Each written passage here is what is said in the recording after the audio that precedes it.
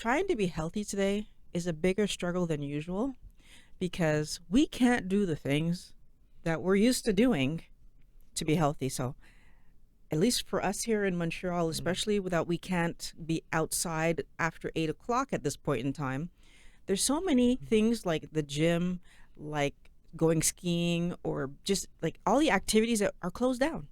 So, today we're going to talk about how to be healthy, how to stick on track with our meal plan, like all the things we need to do to make sure that we don't lose our physical health and our mental health during this period of time. Hello, Wellness Warriors. Welcome to Mind Blowing Health and Wellness with Violet, Pat Chat Edition. I'm Violet. And I'm Pat. Yeah, especially like the mental health. I think it's really important to try to keep that in check. And for me, like I think my main struggles, I think right now is like with the curfew we have. We need to be home by 8 o'clock. And although that doesn't seem early, when you're trying to do something as simple as go see a movie, I need to plan that the movie's an hour and a half, an hour and 45 minutes. I need to drive home. So all of a sudden, simple things that we would normally do become impossible to do because we can't organize it properly. You know, it's so weird. But again, if I'm having supper at my friend's house, supper's usually around what? Well, for them, it's usually around 6:30. By the time I'm going to eat 7:30, I have to be back home by 8. So there's a lot of things that we've just not been able to accomplish in the last little while. One of the things that's been really hurting us, restaurants in Montreal have been closed. I mean, I think that's one of the things that are more frustrating for you, right? Yeah. Restaurants, gyms have been closed for a while. I think we're probably around last time gym closed. We were in, I think, October, November. So it's been like almost 6 months, like that most social stuff that we used to do, we can't do. So yeah, gyms are closed, movies are closed, restaurants are closed. What I would also add to what you just said there, it's something we don't think about. Because when you live a ketogenic lifestyle, we understand that your weight management is coming from the food you eat. You can look and see that I'm still the same weight that I was from the beginning, but not being able to do my activities, not being able to go to the gym, I don't feel as strong as I was feeling 6 months ago. Even though my weight hasn't like changed dramatically, but I feel like I'm actually a little bit lighter because I don't have as much muscle on me, which is frustrating. But like, I don't feel as strong, like, and I don't feel as flexible. Sometimes I wake up in the morning and my back is tight and things like that weren't happening before because we were able to run around and do our activities. But at the same time, like the I know probably what people are going to say, like you can do stuff from home. Like I know for sure my colleagues have started a little group chat in our like communication platform at work where they post different exercises that you can do from home. I think though for me what's difficult is actually that doing them from home, like finding the motivation of doing push-ups, set-ups, squats and lunge and jumping jacks and whatever you want to do. I do find this harder to do from home. I don't know, because the TV is there and I just want to watch TV. But for me, like I think going to the gym was an important part of like my routine. I need to go out of the house and go to the gym and do my hour and a half workout. So even better for you that you could technically do it from home. I can't ski from home. I can't longboard in the house. Yeah. I can't. So all the things that I actually was allowing myself to do, I'm blocked from right now. Even going for a walk, because I tend to finish work at 8, I cannot do it because I can't be outside after 8 o'clock. So like, yes, I do see that there's a lot of people and I'm happy for them. The ones that were able to do in-house workout stuff. And I mean, not everybody has the space also to do an in-house workout. Like, for sure, I have a whole basement that I could be using to work out, but you don't have that same luxury.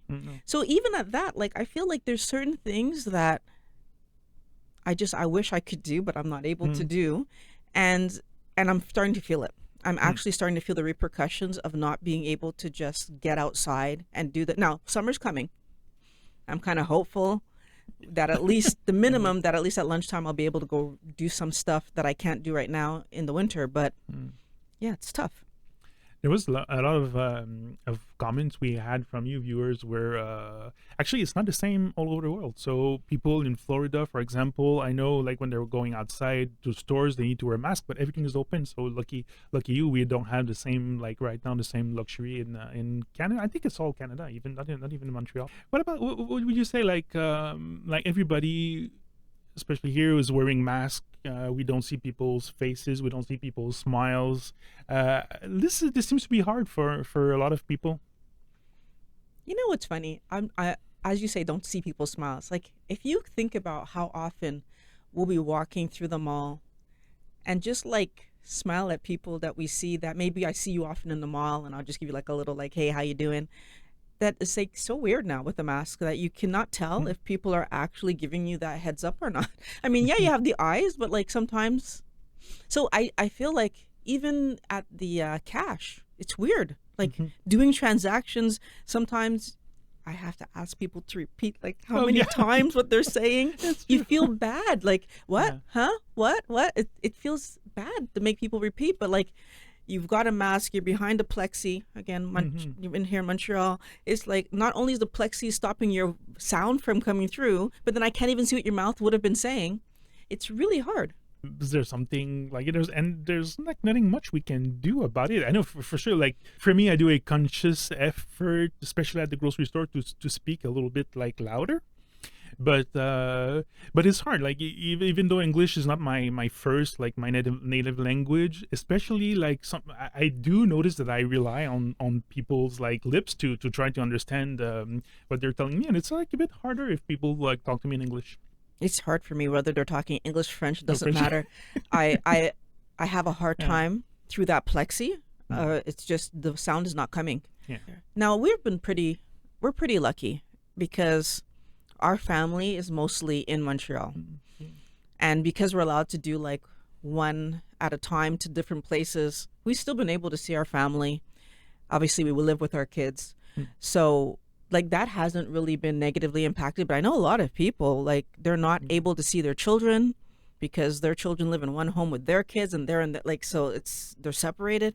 And I actually know that a lot of people have been feeling, especially the people that live alone, been feeling so isolated. Now, again, if you live alone, you're allowed to visit people. However, we're always trying to keep in mind, and I think because we're trying not to make other people sick as well, people who live alone, I think, are hesitant to visit other people because, heaven forbid, I'm the person that brings something into your house.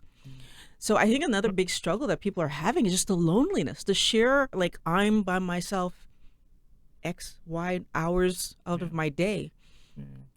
You need to, I feel like you need to maybe rely even more on social medias in that situation, especially video conferencing. We're talking about Zoom, Meet, Microsoft Teams.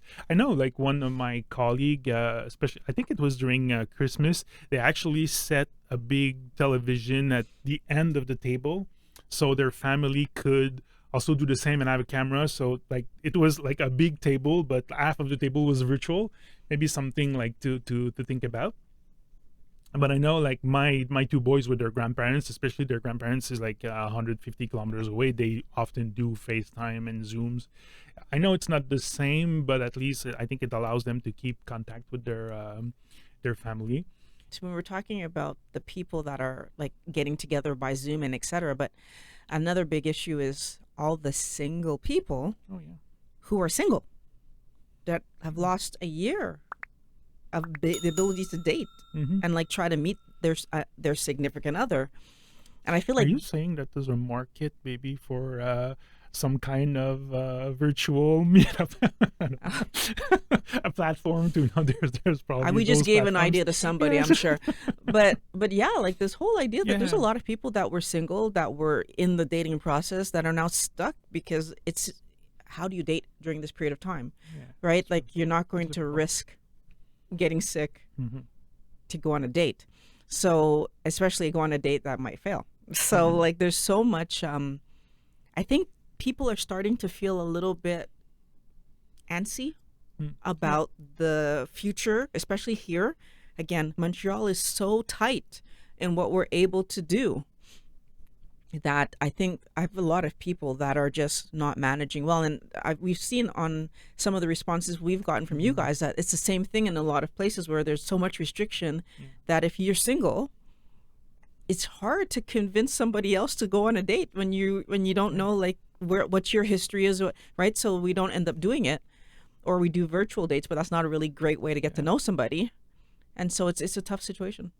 Work. What about work? I know. I think this is also like I think it's getting to me at the beginning. I was like, oh yeah, it's cool, like working from home and not having to spend half an hour in the train and in the public transportation. I feel now it's getting to me, and like from what I've read in the comments, like I do think like it's getting to you guys too. So people, like, funny enough, they end up having less free time because their bosses rely on like that extra hour not being in the train to work them, or they have earlier meeting or later meeting. So I know, like, on our team, we have conversation often, like weekly conversation about how to protect like the mental health of our colleagues, of their or of our employees even. Well, I would definitely say that if your boss is trying to take advantage of the fact that you're not traveling to make you work more, say no to that. You have a number of hours you're supposed to be working, and that shouldn't be infringed on just because you don't have to travel anymore. I'm lucky in the sense that I've always been very conscious of the fact that my travel time was frustrating time to me when I worked downtown, because I did. So for me to get downtown by car during the traffic time used to take an hour and a half. And so I arranged my schedule so that I would travel in the not traffic time, which took about half an hour. And so, I mean, I was always conscious of that. So I feel like that, fast forward to today, I work 10 minutes from my home purposefully, right? Like, there are a lot of people that say, oh, Violet, you should work downtown still, even though you work for yourself, you'll have more clients. Yeah, I'd rather have less travel time. But so this is where the flip side is. I know myself very well, and I did not allow myself to work only from home during any of this period of time. I can be alone in my office. So it didn't make a difference for me to work virtually from home or virtually from the office, except for I'm not in my house. And I feel like just having that peace of mind of knowing that I was in a different space, that I left the house today, that I, like that mattered to me. And it helped me to not feel that pressure that a lot of people talk about, that they were trapped to their house. I actually still like being home. I still find my house a pleasure to be in because of that, because I always allowed myself to leave. But you have a good point. I think you need to set some limits. Even, like, I know, like, it's not probably the case for most people, but like, talk to your managers, talk to your boss. Like, if before you're starting at 9 and finishing at 4:30, do the same.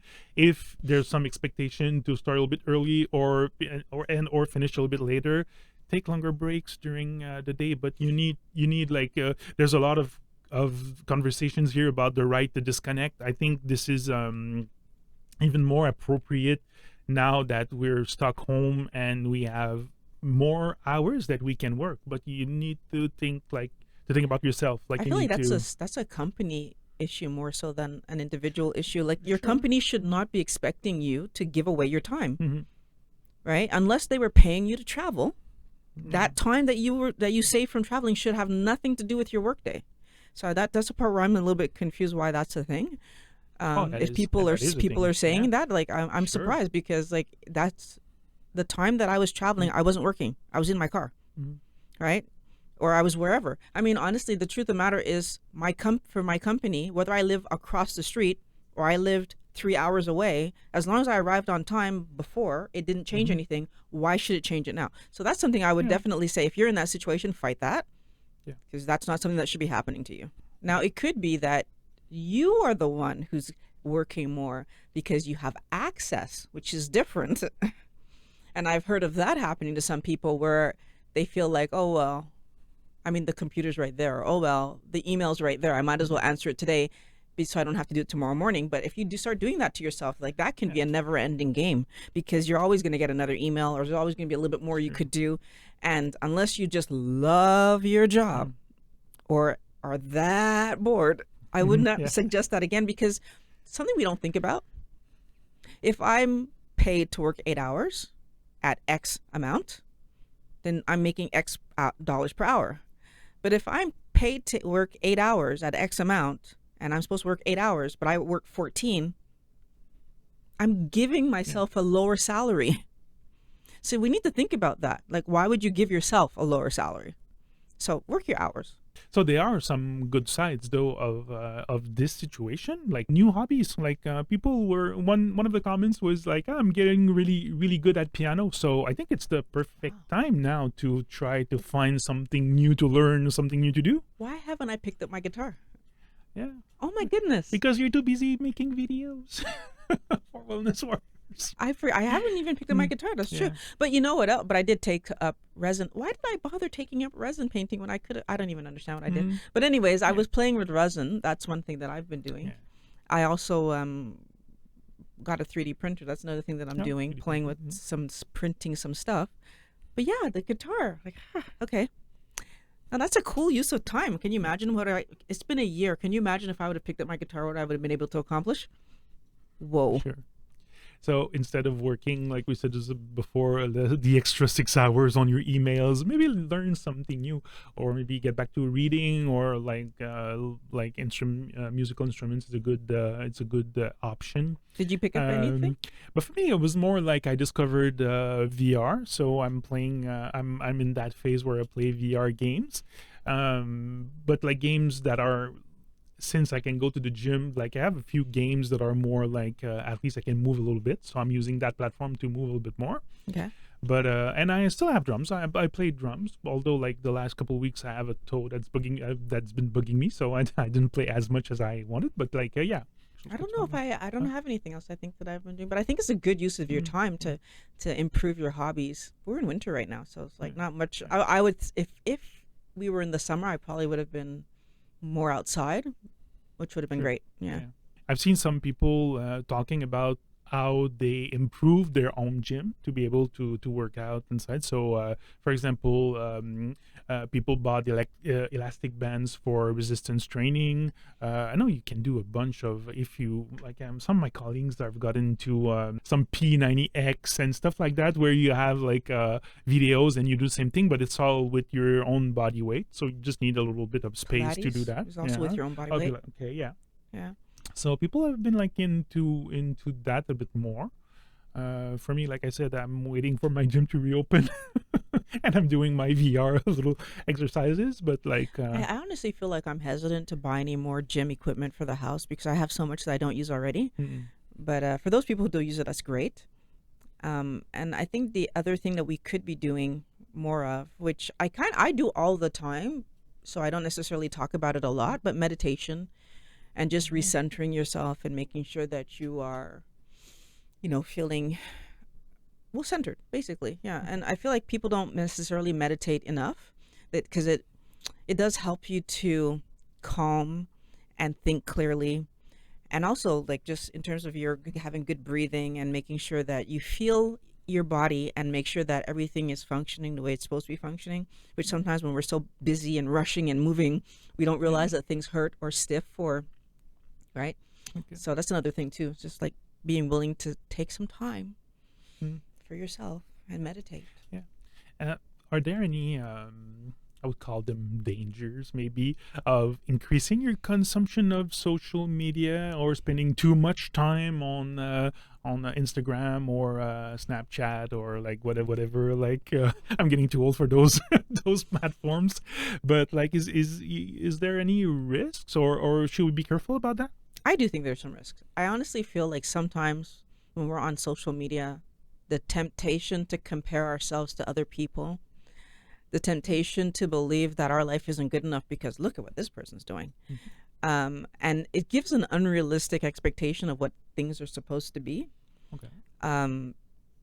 Interestingly, like, we are all in lockdown, but yet sometimes you're looking at social media of people that and like what they're posting, and it's kind of like, that doesn't seem to match what's happening right now.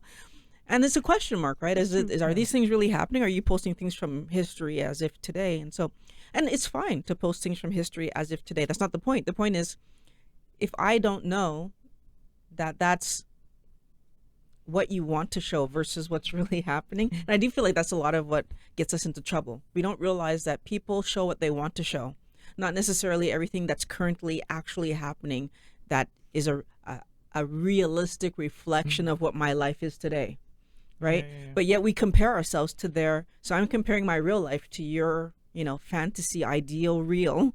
Okay. And, I feel like sometimes it gets us in trouble. Because on social media it's all rainbows and butterflies and A lot of the time. yeah, it's true. A lot of the time. But also on top of that, like the you probably would be better spending the amount of time you might spend on social media learning like the new skill we were talking a bit before. Like it would probably on a personal growth level probably would be better. I actually wonder about for some of the people who are home because they've lost their job or been laid off or whatever. I mean, Montreal is in a red zone, so we're closed down. So for all the people who actually lost their jobs, are you taking this time to maybe re-educate, get new skills, like retrain, like figure out what can I do now to make some money so that I can keep my family afloat, keep myself afloat if I'm alone. I do feel like there's, again, we were lucky because we were both I work for myself and you were in a job for the city. So we both were lucky. Not everybody was as fortunate as us. All the people in the restaurants have been closed for almost 80% of this time of this past year. The restaurants have been closed. They're open for pickups, but it's not the same. I don't think they have the same income probably as having in my mind, when I say they're closed, I'm talking about the fact that waitresses and they're out of work. Yeah. Like it's not about whether I can get food. Yeah, I'm more thinking about the people that are working there. For them, this is a closure. Yeah, the bars too. The bars, the restaurants. So there's a lot of people who are out of work right now, and I hope they're using this time to retrain. I hope that they're using this time to figure out like how do they protect themselves against another scenario in the future where they wouldn't be able to work, because this is important to figure out. One of the most interesting answers I did find in the comments was going like this. So I have not allowed any of this to affect me. So I think we've covered this. Do we know if this is a Montrealer? I don't think so. I don't know. We don't know for sure. But like I did find it was important to not allow this situation to affect you. Like of course it's gonna affect you, but not too much, like to live your life by. Let's hear what they said. Yeah. So I just wear a mask when I'm near people and go about my life. I've been doing more cleaning and decluttering at home. And home grocery delivery if you don't want to go to grocery stores. I know we're allowed to go to grocery stores like until before 8. I think I've bought less junk. I'm not in the store doing okay, so no impulse buying because you're less in the store. That's a thing too. I think I've never spent that less money, I guess. But like of course there's Amazon and stuff, but like no, but it's true. Like I know it's true, sweetheart. I watch when you come home with stuff, so I know it's true. So less impulse buying. And then so you could say that that chaos was a good thing for the budget. I would definitely say that what I'm getting out of this comment is that this person has figured out a way to better use their time. And I think it's a good thing. Not everybody is good on their own. So like for those of us who don't mind being alone, it's not such a this is why I was able, as long as I can move between my house and my office and my house and my office, I was okay because I'm actually okay on my own. It's the space that was like driving me a little, that would have driven me a little bit crazy. So just having that different space to be in, I come here and I don't see anybody except on a screen and I'm okay, right? And it doesn't bug me. Maybe I'll catch a person in the hallway. Hey, how's it going? Whatever. But I can see my next door neighbor too, right? They're home. But I feel like for people like us, because I feel like this person's like me, is like as long as I've got things to do, I'm okay. But we have to keep in mind there are a lot of people who they need that social much more. I mean, we all need social. Don't get me wrong. If I don't have social for long enough, I'm going to go nuts too. But for some of us, we need it more than others. And I feel like this is an example of where If you don't need a lot of social, then just as long as you're able to keep yourself occupied and busy and you have things to do, you're going to feel fine. And then I'm sure that in this person's life, they probably have a few people that they can reach out to when they get bored, or not when they get bored, when they get lonely and need that social contact. Yeah. So I do feel like attitude matters. And I feel like this person took a good attitude towards, like, you know, I'm going to keep living my life. I'm going to keep doing my thing. And I'm going to make the best out of this situation that I can, which is perfect. It's what we want to do. Yeah. One of the things that some of the people that need social did at the very beginning, when all of this was being talked about, that I thought was really helpful, is those who could create stories where they weren't alone did that. So I have some families where there was like one kid living downtown, and the family, and the kid moved back home. You know, like just creating the story where you're not alone all the time. And you know, I've had a lot of different stories like that where you had like two friends, they're both single, living in their separate apartments, but no, they moved together in the same apartment, right? It just made more sense. Like, why would we each be alone and we can't visit anybody, than to just say, okay, this is my new address, I live here for the next however many months it takes for this to be over. And so I had a few people that did those kind of stories, and it helps, right? Because this is my new, like, this is my residence for this time being. And then it is what it is, right? And at least you have someone else. Yeah. But the opposite is like the opposite. I guess it's also true, right? Where people are not used to be together all the time, and some families, like I've seen comments about like couples struggling, families struggling. What would you recommend to those counseling? Yeah, you need to probably work on your relationship, right? Because the truth of the matter is that no matter what happens, at some point, even when it goes back to normal, all the things that were said were said. All the things that were done were done. So you're still going to need to work on that relationship and figure out, how do we forgive and work through all the things that happened when we were on top of each other, right? I mean, yeah, you're right. It's both ways. Sometimes it's great having somebody there, and sometimes it's like, wow, I don't have any time to myself. But how do we create time to ourselves in those situations? That's the other part of the story, right? Because you can create time to yourselves, which is the other thing that I think maybe causes some problems, is that we don't know how to ask for time to ourselves. And so we don't ask for it, but then we end up butting heads. I want everyone to just do the things that are going to help you to feel good. Do the things that are going to help you to be connected to who you can be connected to, but still take time for yourself, obviously. And talk to your spouses. Keeping physically healthy, I think, is a big part of this too. I need to be better at that. I'm so bad at it. I need to be better at that. Like, to do the stuff to keep myself strong and flexible, I'm not doing that enough. So I'm going to work on that. Wellness Warriors, I want you to work on what you actually, let me know in the comments, what do you feel like you need to work on? There's some videos on the screen right here that are going to help you to improve your health. I want to thank you for watching Mind Blowing Health and Wellness with Violet, Pat Chat Edition. If you did like the video, please like and subscribe. That would be greatly appreciated. We love making these videos for you guys. Talk to you again next week. Talk to you next week.